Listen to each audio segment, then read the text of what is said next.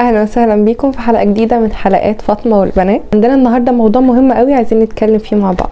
بعد سن ال20 دايرتنا غالبا بتكبر وبتطلع من حدود المدرسه والدروس لكليه، ودلوقتي انا شخص كبير، جت دور عليا ان انا اختار الدايره اللي هتبقى حواليا. مبقاش لازم ان انا صاحب البنت اللي قاعده جنبي في الديسك او البنت اللي بيتها قريب من بيتي وهنروح الدروس ونيجي مع بعض. فجاه نلاقي ناس عمرنا ما كنا نتوقع ان احنا هنتقابل في يوم من الايام بقوا اعز الناس لينا. بس مبدئيا لو جه في بالك دلوقتي ان انا جايه اقول لك عن اشخاص تبعدي عنها، لا مش ده اللي انا جايه اقوله خالص، لان انا مؤمنه انه انا اعرف اكون مصاحبه ناس انت ما تعرفيش تبقي مصاحباهم، وانت عندك صحاب انا برضو ما اعرفش اصاحبهم. الصفات الشخصيه اللي احنا هنتقبلها دي مش قاعده كلنا ماشيين عليها.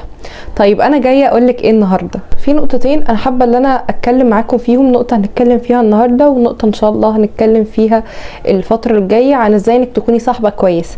بس فيديو النهارده بعنوان ازاي تحمي نفسك من العلاقات الجديده اللي بتبقى مشوشه، لان هم اشخاص غالبا اول مره تكوني بتتحطي معاهم في شكل دايركت في اي حاجه. النهارده غالبا هنتكلم عن 3 أو 4 نقط، بس عندي كمان نقط تانية بس حبيت عشان الفيديو ما يطولش مننا ان احنا ممكن نقسمهم لفيديو تاني. لو حابين قولوا لي في الكومنت عشان مش هصور الفيديو التاني ده غير لما الاقي حقيقي كومنتات ان الناس فهمت انا بتكلم في ايه وعايزين يعرفوا كمان حاجات اكتر. بس المهم دلوقتي اكيد اعملي لايك وشير وسبسكرايب لو انتي اول مره تشوفيني. هاي انا فاطمه، بقدم محتوى فاطمه والبنات. بينا نبدا على طول. اللي انا جايه اقوله النهارده مش انك ما تحكيش اسرارك لواحده ما تعرفيهاش، طبعا في اسرار الاحسن انك تكوني محتفظه بيها لنفسك، بس عادي في ناس ما عندهاش مشكله ان هي تحكي كل اسرارها لكل الناس. بس اللي انا جايه اقوله لك انك لازم تكوني شويه ذكيه ولماحه كده، بتفهمي الشخصيه اللي قصادك دي بتعمل ازاي. ولازم يعني انا عارفه ان ممكن حد يستغرب شويه الموضوع ده، بس لازم حتى لو بدون قصد منك انك تختبري البنت الجديده اللي انت داخله تصاحبيها دي في حاجات بسيطه عادي، انت بس بتعرفي منها اكتر وجهه نظرها عن الحياه. وطبعا انا كنت من فتره يعني مثلا من 2 سنين متعرفه على شله بنات جديده، افتكرتها فجاه والله وانا بتكلم. كان دايما وانا اما بروح اقابلهم معايا لستة اسئله، والاسئله دي يعني انا بسالها وكلنا بنجاوب عليها، فكنا بنعرف عن بعض اكتر وخلفيات بعض اكتر، والموضوع ده عرفنا عن بعض كتير جدا وخلانا كلنا واحنا قاعدين كل مره بنبقى فعلا مطمنين لبعض. اللي يكون عندك كمان لستة اسئله من باب اللي انت بتساليها عن وجهه نظرها وهي بتسالك نفس الاسئله دي، فانت بتجاوبي عليها فبتتعرفوا على بعض. تالي لو حسيتي اجابتها على سؤال بالنسبه لك غريبه مروعه جدا خدي حذرك منها على طول. بالنسبه للاسرار، انا ليه ما بحبش احكي عن، او مش حوار ما بحبش احكي، بس في حاجات انا براقب الاشخاص اللي حواليا فيها. يعني انا عامه ما بحبش الاشخاص المتسلطين، فهتلاقيني اصلا صحابي مفيش حد فيهم ليه شخصيه متسلطه على الناس اللي حواليه. لو عندي صاحبه فيها الصفه دي عشان احمي صداقتنا هتجنب خالص ان انا احكي لها اي حاجه تخصني تبقى هي حاسه من جواها ان هي عايزه تفضل متحكمه فيا عشان تصلح الموضوع ده من وجهه نظرها الشخصيه. عارفين انتوا الاشخاص دول عايزين كل حاجه تمشي على مزاجهم. طيب لو انا عندي واحده صاحبه انا بجد بحبها وفيها الصفه الشخصيه دي ممكن تاثر على علاقتنا وانا مش هستحمل ان هي تعمل كده معايا، اكيد ان انا هتجنب ان انا احكي لها اي حاجه تخصني عشان ما يحصلش اي تاتش ما بيننا. حاجه تانية مهمه تاخدي بالك منها وانا عارفه النقطه دي، وفي حاجات تفرق عن حاجات.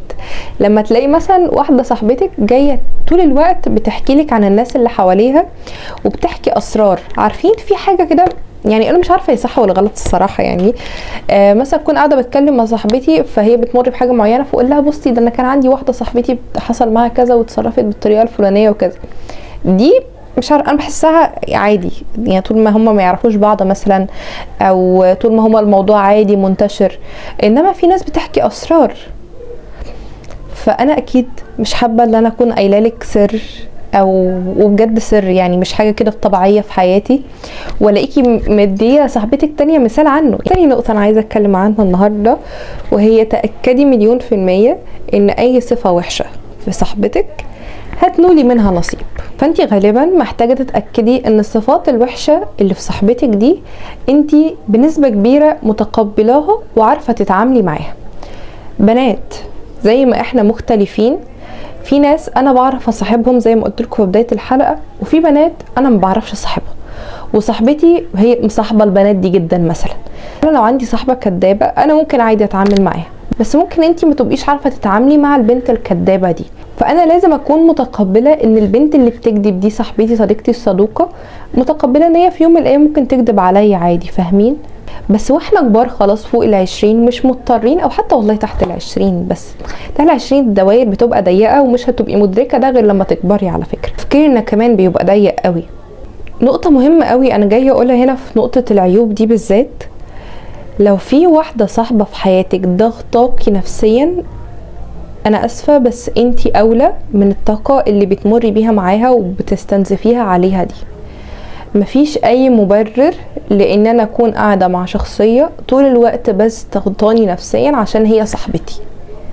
لا، اول ما تيجي النقطه في انه البنت دي كويسه ولطيفه وودوده وكل حاجه، بس مثلا شكايه كتير جدا، وانا مش حتى والله لو شكايه بنسبه 1%، انا ما بتقبلش فكره ان يكون حد من صحابي طول الوقت شكاي وطول الوقت شايف الدنيا سوداويه قوي، فانا مش عارفه استحمل ده. هنا بنحط نقطه وبنبدا من جديد، عشان انا اصلا انا مؤمنه بحاجه، انا اللي مكمله معايا. فلو انا باجي على نفسي في حاجات بسيطه زي صاحبه زي مش عارفه ايه، حاجات بسيطه وضغطاني نفسيا طول الوقت، انا كده ما بحبنيش. بالنسبه لدلوقتي وتالت نقطه احنا عايزين نتكلم فيها، معلش عايزاكي شويه اكتر ذكيه ولماحه معايا، انه احنا محتاجين نعرف البنت اللي انا بتعرف عليها جديد دي بنت كويسه ولا بنت مش كويسه. وانا هنا مش بدي اتكلم مثلا ايه بنت محترمه مش محترمه، لا، الاحترام والحاجات دي نسبيه جدا، مع ان انا مؤخرا والله بقيت احس ان هي نسبيه بس بشروط يعني، بس ما علينا، دي مش النقطه. بنت كويسه ولا؟ انا ما اظن ان احنا كلنا على مدار حياتنا وقعنا في بنات بجد مش كويسين، بنات مؤذيين يعني. فخدي بالك البنت اللي معاكي دي مثلا بتحبلك الخير.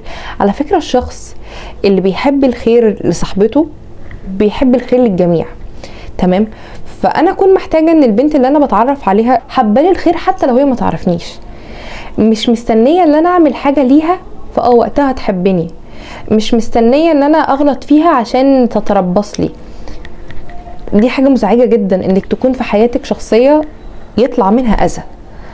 اعرفي ان اي بنت ولو بتسمعي تقولك مثلا دي واحده صاحبتي عملت لي كذا، قمت انا رايحه ومضربها في بيتها، والله مش بتسمعوا الحوارات دي يعني. ما اظنش ان حصلت بس معايا ان احنا نكون صاحبه وبسمع انتي عملتي كده، انا اصلا بكون قاعده كده بس باي انا مش هبقى في الدايره بتاعتك، انت مش هتبقي، مش هقول لك صاحبتي، انت مش هتبقي معارفي.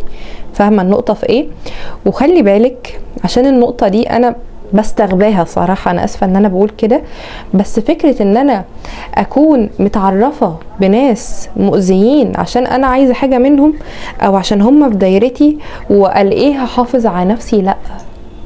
الشخص المؤذي مؤذي، متوقعيش منه يطلع منه حاجه حلوه، وعارف ان هو لو طلع منه حاجه حلوه هو بيدور لك على الوحش. بصي انت هتعلميها لوحدك، بس احذري من اي شخص في فكره اذى.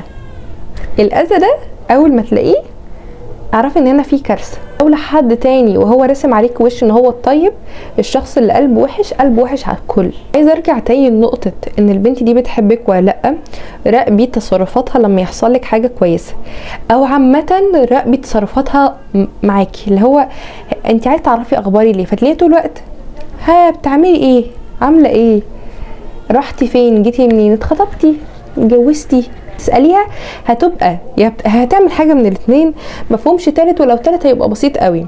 الحاجه الاولى اللي هتعملها يا هتكون كل ردودها مختصره جدا، اللي هو هتسالك بقى واسئله كتير فانت هتجاوبي، بعد تساليها تقولك اه والله الحمد لله الحال من بعضه، ياه هتتكلم، بس هتتكلم بس عن كل السلبيات اللي في حياتها يعني انت دخلتي بقلب جامد وعرفتيها حاجات عن نفسك، ولما تيجي تساليها تقولك والله ده حصل كذا والبيت وقع وما عندناش اكل والناس اللي ضربونا، هتفضل بقى تتكلم بس في كل حاجه وحشه كده عشان هي مش مهتمه تعرفك حاجه. حتى عندها حاجه حلوه حاجه وحشه، هي مش مهتمه تعرفها لك، هي بس مهتمه تعرف منك عشان يتحس ان هي احسن منك فخلاص تطمن، يتحس ان هي فاشله زيها زيك فبرضه تطمن. المهم ان هي من جوه هنا مش صافيالك، مش عايزاك تبقي سعيده ابدا. النقطه الاخيره بجد اللي انا حابه اتكلم عنها النهارده، لو في بالك انه شرط يكون عندنا صحاب كتير عشان كده احنا كبرنا والدنيا وسعت معانا، ممكن تبقي غلطانه، او ممكن ما يكونش ده الوضع المريح بالنسبه لك. وهتلاقي صاحبه 2 هتلاقي حد شبهك، انا متاكده من ده 1,000,000%. هتلاقي واحده شبهك مش بتفكري ناحيتها كتير هي كويسه ولا مش كويسه تجاهك، مش هتفكري ناحيتها هي بنت اصلا كويسه ولا لا، هتبقي مرتاحه معاها. وكل ما هتتقابلوا مع بعض هتلاقوا نفسكم شبه بعض اكتر، فيكم صفات حلوه من بعض وفيكم صفات وحشه من البعض، تصرفاتكم واحده. انتي مش الوحيده اللي بتفكري التفكير ده، مش انتي الوحيده اللي ليكي طريقه الكلام دي. ما تقلقيش خالص من النقطه دي، وما تفتكريش انك هتفضلي طول العمر وحيده. انا يوم ما لقيت البيست فريند بتاعتي، والبيست فريند دي على فكره هي اللي هتبقى معانا في البودكاست، الله اعلم هيحصل امتى. انا عارفه ان انا كنت وعداكم ان البودكاست هنبداه بعد ما نتم 7000، وتمينا وعدينا الحمد لله يعني بعدد كويس، بس انا عندي مشكله في كام حاجه بصلحهم.